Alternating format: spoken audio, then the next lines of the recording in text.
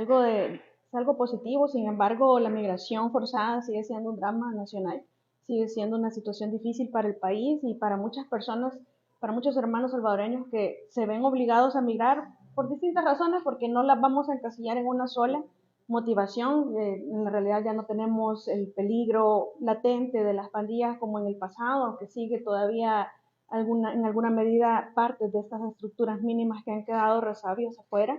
Sin embargo, hay personas que por la situación económica, como lo decíamos en otra ocasión, ahora ya tenemos oportunidad de poner nuestros ojos o de poner nuestra mirada en la situación económica del país, ya que ya tenemos la seguridad o que por lo menos se está gozando de ello, pues ahora es un momento oportuno para ver el tema económico. Y ciertamente muchas personas están migrando por el tema económico, por el incremento del costo de la canasta básica, por el costo de la vida en términos generales, que también tampoco es, o que tampoco es un tema nacional o de exclusividad de El Salvador, sino que es a nivel internacional, a nivel mundial, producto de la pandemia, todo lo negativo que trajo con ello para la parte económica, ya que se priorizó la salud, también la guerra internacional de Ucrania con Rusia. Es decir, tenemos efectos de inflación a nivel internacional que por supuesto pues, van a influir en El Salvador y que esto en cierta medida afecta a la ya deteriorada economía nacional y que va a generar migración forzada por siempre. Es decir, siempre van a haber razones por las cuales la gente va a migrar. Migrar es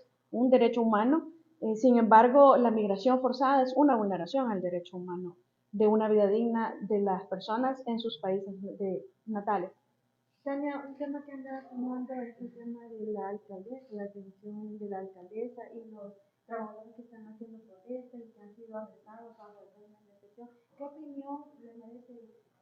Creo que el derecho de manifestarse en defensa, especialmente de derechos laborales, debería ser respetado o tratar de verificarse su respeto en la medida de lo posible, al máximo posible, porque se trata, es decir, son personas que no tienen su salario porque ya trabajaron y que además necesitan llevar comida a su hogar, a sus mesas, a sus hijos, y que, es decir, el dinero que nos ganamos, nosotros lo queremos porque nos lo hemos ganado y es nuestro derecho. El derecho laboral se puede defender manifestándose libre y expresamente en las calles, como lo han hecho. Sin embargo, hay un límite y ese límite es la transgresión a bienes jurídicos tutelados en la norma penal. Y esto significa que cuando nosotros bloqueamos o obstaculizamos de forma permanente o de forma absoluta el paso en una vía pública, eso constituye un claro delito de desórdenes públicos.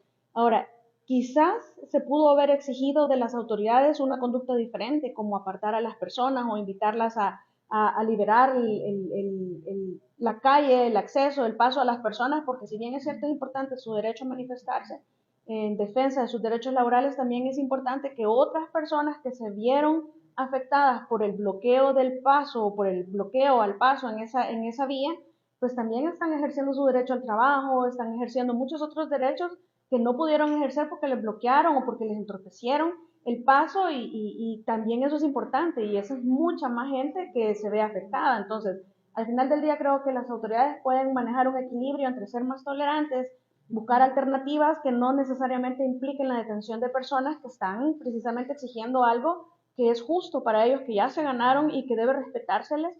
Y quizás lo más cuestionable en este aspecto o la parte más negativa ha sido el silencio tanto del ministro de Trabajo como de la Procuradora para la Defensa de los Derechos Humanos.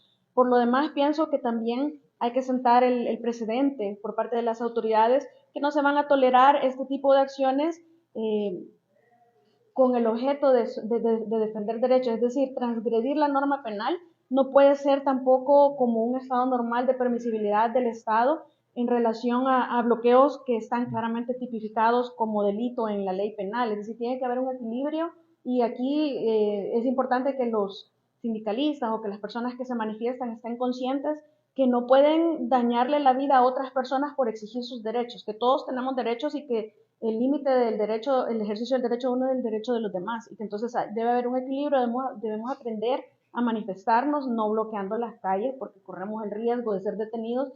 Y entonces el Estado, por su parte, también ya tiene que generar las condiciones, ya que en este caso fue el Estado el que falló con el tema de los salarios, pero el equilibrio es importante siempre en todos Con los la temas. reciente postura de la alcaldesa también surgió otro tema en querer reducir a los municipios a 50 de parte del presidente. Yo creo que eso cae de su propio peso, siempre ha sido un tema sobre la mesa, muy utilizado en el pasado para réditos electorales. Habrá que ver que realmente este gobierno sí lo haga, que esta asamblea, que sí se haga en realidad y que no sea únicamente un tema de coyuntura, sino que se haga un verdadero estudio, que se haga un verdadero análisis, una verdadera propuesta muy consciente, muy responsable y que realmente se disminuya, porque nosotros tenemos una grasa de empleados estatales que nos está consumiendo fondos públicos que perfectamente pueden utilizarse en la implementación de políticas integrales de beneficio para la sociedad. Esta semana se prorrogó por 19 el régimen de excepción. Estamos en un año preelectoral. ¿Eso se debería a eso o porque realmente está dando resultados? Ambas. En realidad, algo que genere réditos electorales y que además da resultados, yo creo que hay que mantenerlo. Es decir, es una decisión inteligente por parte de las autoridades, ya que produce resultados beneficiosos para la población y a su vez, es decir, todas aquellas acciones que son positivas para la población, que se traducen en resultados eficientes y eficaces para los ciudadanos salvadoreños, pues a su vez, de forma automática es decir, lleva impíbito el rédito electoral, entonces hay que hacer publicidad de ello y quizás en eso fallaron algunos gobiernos en el pasado, porque las cosas que se hacen bien, que se hacen en beneficio, cuando se hace el trabajo que debe de hacerse, es un rédito electoral en sí mismo, entonces pues mantenerlo es una decisión inteligente porque está produciendo los resultados y porque además genera buen rédito electoral. Tania, hace unos días se dio la captura de líderes de Santa Marta que los acusan por un delito que transcurrió en la época de la guerra. ¿Qué opinan? Bueno, yo creo que ese es un claro mensaje de no a la impunidad. Probablemente haya selectividad en los casos, que cuál es primero, cuál es después. Sin embargo, el mensaje al final del día que yo rescato es una no tolerancia a la impunidad. Esto es consecuencia directa de la declaración de inconstitucionalidad de la ley de amnistía, la ley de impunidad que tuvimos posguerra y que tenemos una enorme deuda de las autoridades hacia la investigación de este tipo de delitos, tanto de cometido por el gobierno como por la guerrilla, es decir, es uno de muchos que necesitan ejemplarizar a los que vienen porque el mensaje también es al final que los funcionarios y que las personas y que los funcionarios eventualmente van a responder de sus acciones. Y eso también es para los actuales. Las acciones que cometan en el marco del ejercicio de sus facultades, de sus funciones públicas, si están abusando, si están cometiendo actos de forma arbitraria, van a responder. No hay impunidad y creo que esto es muestra de ello.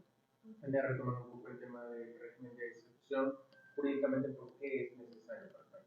Bueno, por la situación de los 15 días que ya hemos hablado en otras ocasiones y únicamente lo vamos a limitar al tema de los 15 días y ya eso para el aspecto legal y jurídico, pero en el aspecto simbólico yo siempre he rescatado la necesidad de mantener el régimen por dos aspectos principales. Uno es el empoderamiento de las personas que se genera por la sensación de seguridad producto de la implementación del régimen y de la prórroga del mismo. Cuando tú le preguntas a la gente, ¿está de acuerdo con el régimen? Sí, porque ha acabado con las pandillas. Eso es lo que la gente directamente entiende. Entonces eso los empodera para que sigan denunciando porque estamos en una fase en donde los pandilleros que quedan en libertad están ocultos, están escondidos, algunos ya los vimos que hasta en féretros van, pero la parte más importante o que juega un rol más importante en este estadio es la denuncia ciudadana. Entonces, el régimen de excepción y la sensación de seguridad que ello implica empodera a las personas para seguir denunciando y para romper con ese ciclo de terror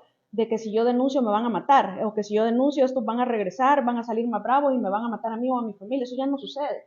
Entonces, esa sensación de seguridad es importante de continuársela dando a la ciudadanía para que se empiece a generar una cultura de dominio del territorio que nos pertenece a los salvadoreños y no a los pandilleros. Perder ese temor todavía no se ha logrado, eso es forjar una cultura diferente a lo que estamos acostumbrados de vivir en el terror. Y por otra parte es el mensaje que se envía a todos los terroristas, como cuando vimos aquella silla número 10 capturada, ese rostro de derrota, ese rostro de abatimiento, todos lo vimos. Eso es un mensaje para el resto de pandilleros que están en la calle. Lo que les queda es, si se enfrentan a las autoridades, probablemente la muerte o definitivamente la cárcel porque van a responder por sus actos criminales. Entonces es un doble mensaje. Cada prórroga de este régimen, la ciudadanía se empodera y los terroristas se aterrorizan, irónicamente. Incluso las autoridades han dicho de que este régimen pues va atrás el remanente de pandilleros. ¿Consideras que se quite ese remanente, sería sostenible siempre el régimen.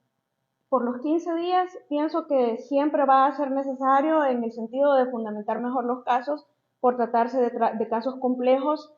Sin embargo, pienso que la razón más fuerte que habilita la prórroga del régimen es lo que denuncié anteriormente, que no tiene nada que ver con lo jurídico, sino más bien un tema de empoderamiento de ciudadanía y de muestra de los terroristas que eso es lo que les toca a ellos bajo el régimen de excepción. Es un tema más simbólico, en mi opinión, que legal, porque legalmente solo hablamos de los 15 días de beneficio para las autoridades que ya están cansadas, ya vienen tras 10 prórrogas de este régimen, autoridades que tienen pocos recursos, poco elemento o talento humano, como lo denominan en la policía, y que estos días, si bien es cierto, podríamos decir, bueno, es los derechos de los procesados, pero por otra parte, bueno, el beneficio, es decir, cuando nosotros hacemos una ponderación y vemos el nivel de cansancio que hay, el trabajo que se está haciendo, el tiempo que se les está otorgando con los 15 días, yo creo que pesa más los beneficios que se logran y la oportunidad que se le da a las autoridades de investigar mejor sus casos con todo el cansancio que hay, que la lesión que pueda darse en cierta medida al prorrogar en el tiempo al derecho de defensa de los pandilleros o de las personas presuntamente pandilleras. Voy a corregir porque no todos los detenidos podemos afirmar que si son 60.000, son 60.000 terroristas. Yo creo que ese es el peor error que podemos cometer, afirmar que lo son, porque precisamente para eso están en un proceso penal, para demostrarse que sí lo son.